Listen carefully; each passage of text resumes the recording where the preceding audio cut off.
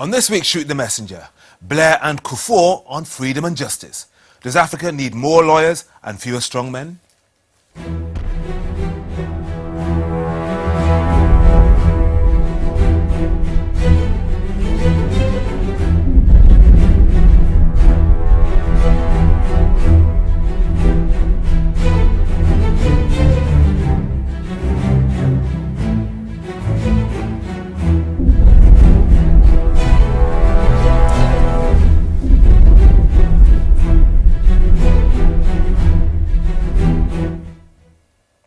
Hello, I'm Henry Bonso, and this is Shoot the Messenger, an hour of current affairs, culture and chat each and every Sunday between 1 and 2 and on demand at voxafrica.com.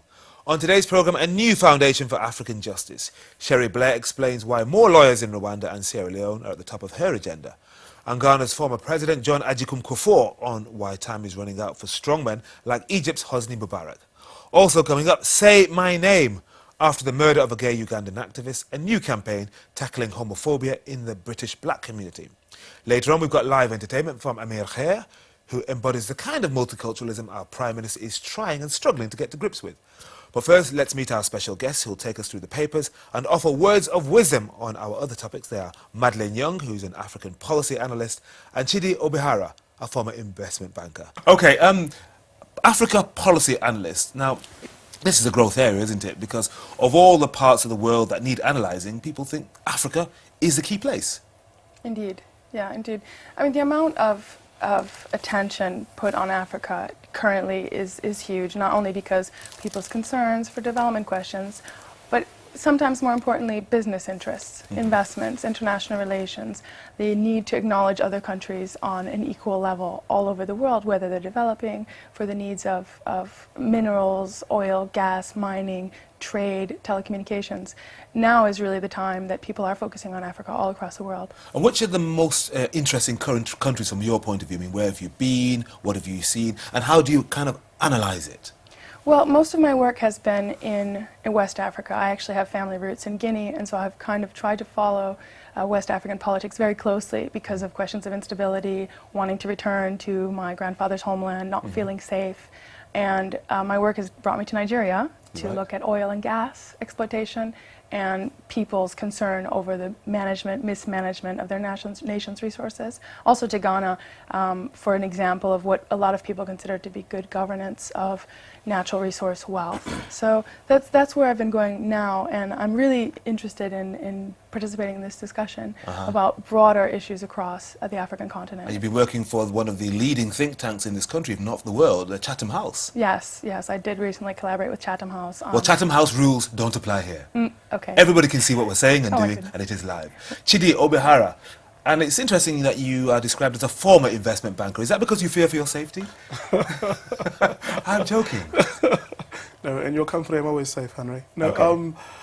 Investment banking is a great industry, and people join it and leave it and join it again frequently. Yes. I recently left it. Right, okay. And so what are you doing now? What does a former investment banker actually do? Apart from spending his money, or what does he do? I work as a partner / principal at a firm called Next Rubica. It's an advisory firm. I work on the debt side. So we advise small banks and countries on how to manage their debt positions so that they make the most of what they have available to them. And there's an awful lot of debt around at the moment, isn't there?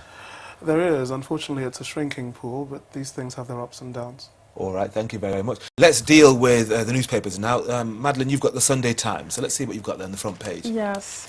Now we're still talking about the conflict in Egypt and the popular uprising. I'm not sure I'm not holding this to the right camera. Yeah, so what we're talking about now is currently there's a bit of controversy over U.S. statements about the Egyptian. Before we get into the detail of that story, look at the picture of that woman there. She's wearing, I suppose she's wearing a hijab or headscarf, and then she's got a white scarf with Arabic writing. But I mean, I think one of the reasons why they chose this picture is because she's an extremely beautiful woman. And they thought, aha, this is interesting, because on the one hand, everyone's worried about the Muslim Brotherhood. On the other hand, here's a woman who's wearing makeup and she's demanding her rights from a secular government, and she's taking power. Is that I'm just wondering if that's why they put that picture on the front page. I mean, women have been largely absent from the street protests, and partially it's a question of safety. Yeah. Obviously, you're not necessarily going to want to send your wives, daughters, sisters out into a field with police officers with live ammunition. I think it's a symbolic photo because we are not really getting a lot of women's opinion. I've seen quite a on the few conflict. on television, though. I mean, you know, increasingly as the demonstrations have kind of gathered and the number of people in that Freedom Square has swollen, It is swollen. I've seen more women, and people are bringing children too now. Oh, I They have haven't seen been. that. Okay. Well, I mean, I think now we're seeing that the time is kind of running out for Mubarak, and Yeah. people are wondering if he will be willing to leave early. And then you have comments in the international media, like from this U.S. envoy, who said that he should stay until the elections. And I believe kind of statements from large regimes like the United States in that area are kind of dangerous. We wouldn't want to. I don't think the U.S. necessarily has a place in telling the Egyptian regime it should Maybe, stay or but maybe not. not, because of course they subsidize Egypt to a great extent, especially the military. So in a way, you know, you pay the piper, you play the tune, don't you? Right, but isn't that contrary to the democratic control of the government that the citizens would like to be playing, which is why we're having these protests? And interestingly, it says US at odds, so there's conflict within the US administration over what exactly they should be doing.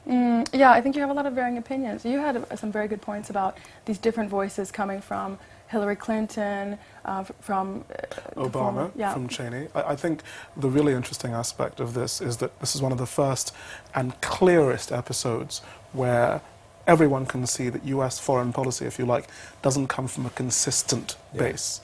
It's been stripped bare by this incident, Absolutely, hasn't it? absolutely. There are definitely competing points of view, competing perspectives, and individuals who all want to be heard. I mentioned to Madeline earlier on that Dick Cheney, the former vice president under George Bush, had come out swinging for Mubarak and saying he was a good man, who was a US ally, who could be trusted, and he urged in this sort of generic way that Obama should be cautious in his approach, which I thought was an interesting thing to say, because Obama has been trying really hard to be very balanced. Yes. Which is a wonderful thing to see. And he's often from the US accused of president. being far too cautious, Exactly. not angry enough. Exactly, you know? exactly. And if his detractors were correct, you'd assume that this would be the perfect time for him to step back and allow Hillary Clinton, for example, to do all of the work. And at the beginning of this process, Hillary came out and said that she felt very strongly that the human rights of the protesters in Egypt should be respected. And they felt that the Mubarak regime had strengths and weaknesses, but what was extremely important was that they didn't want to see a repeat of Tiananmen Square, for example, having live ammunition used on peaceful protesters. Now, having set out the US's stall, to then have Obama come out, if you like, to go one notch upward and say human rights are very important, political transition should take place in a certain way. Yeah. It's going to happen, it's just a question of how it happens. Was I thought actually quite deft of the American regime.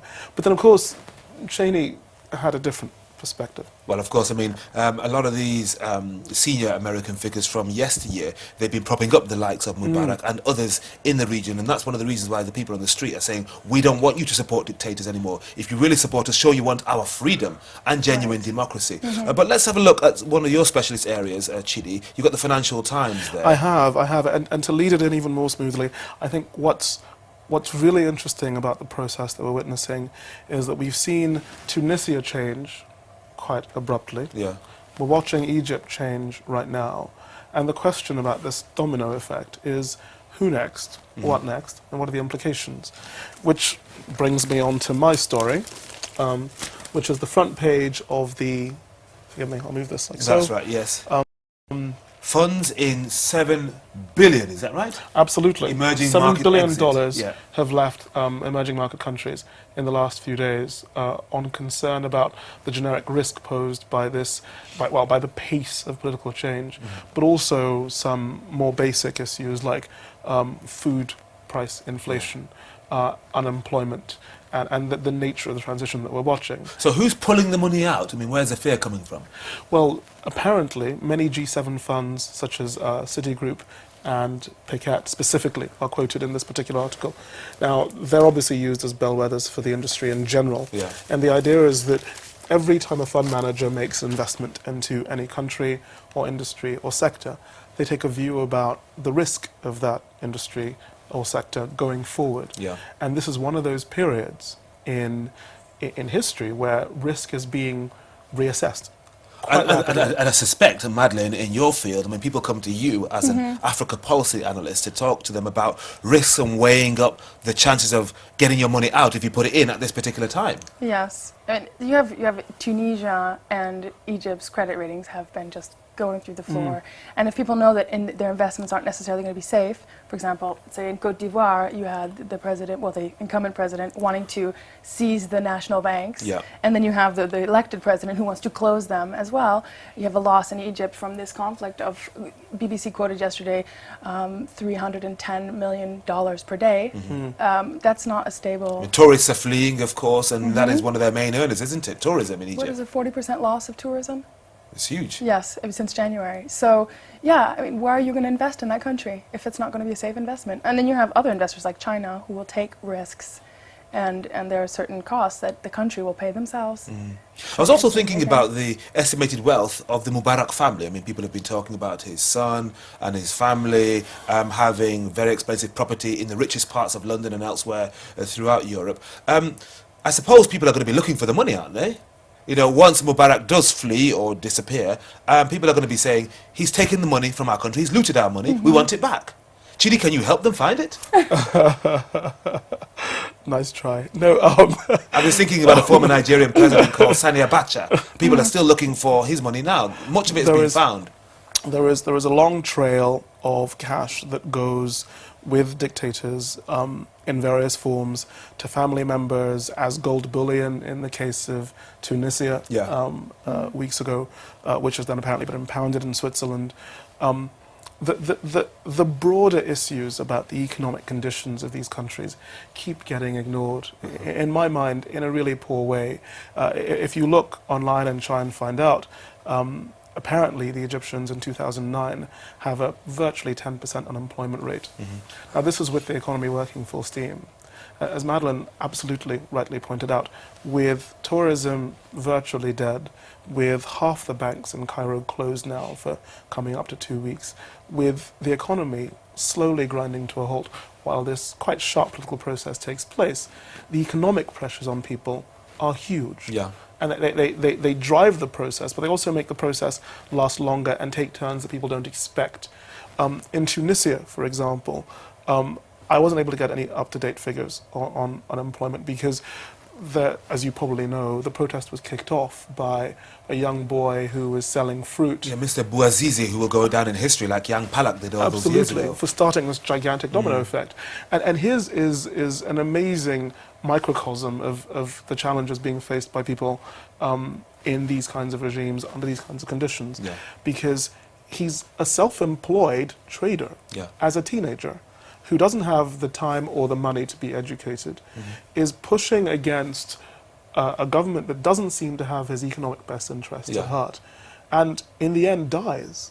And that human tragedy lies beneath these bigger and as a result of movements. all that, we're seeing what some people are calling contagion spreading throughout the Middle East, including the likes of Syria, where you would normally never see protests. In Jordan, we're seeing this in Algeria. And in Saudi Arabia as well. Even in Saudi, of all places. Those are very powerful points. The domino effect that everybody's talked about has actually got many risk analysts and policymakers thinking not just about when Mubarak will leave, because it isn't if anymore. He will leave, it's just a question of when now. But what happens next? Apparently, Libya, quite wealthy Libya, with quite a strong man, Gaddafi, in charge. And huge unemployment. Had 30% unemployment in 2004. That's... It's absolutely awful if you consider what that actually means. The human cost. So places like that, they're not sort of places where these things erupt out of nowhere. The stresses and tensions are there, and they unfurl. Sooner or later they bubble up to the surface. Absolutely. It makes our problems here in this part of the world, in this country, look fairly meagre, you know, small beer. One of the big events this weekend, and it didn't happen in this country, although the Prime Minister of Britain was heavily involved, was a debate on multiculturalism. And that's something I think you've got on one of your papers, Madeleine. I do. The Mail has an article, just on the second page, which is a bit provocative. I don't know if you can see that here. Fury as Labour smears Cameron after he attacks multiculturalism. So he made his speech in Munich, of all places, of course, which has got an interesting history on this matter, Yeah. at a security conference presided over by Angela Merkel, the German Chancellor. So, I mean, this has come out on the BBC, this has come out in all the national newspapers, and people are responding quite quickly and counteracting David Cameron's commentary. So he's claiming that multiculturalism